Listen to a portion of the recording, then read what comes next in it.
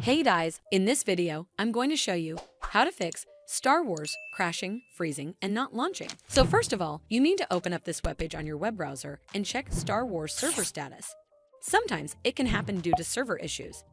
In case you find a temporary outage, wait for some time and try again later. But if you experience no outage here and still encounter this issue, then you need to head over to your game library on Steam.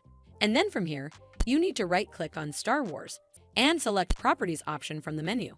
In the Properties tab, select Local Files. Then on the Local Files page, select Verify Integrity of Game Files.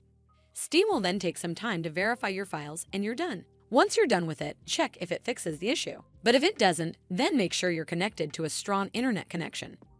Navigate to google.com on your browser and then search for Speed Test. Here on this page, you need to tap on Run Speed Test.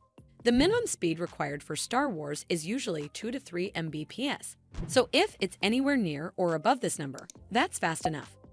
If your internet speed appears to be unreasonably low, then you may need to contact your internet service provider for help. Well, that's how you fix Star Wars crashing, freezing, and not launching. I hope you found this video helpful, and if you did, make sure you give it a thumbs up to see more videos like this, and don't forget to hit that subscribe button. We'll see you in the next one.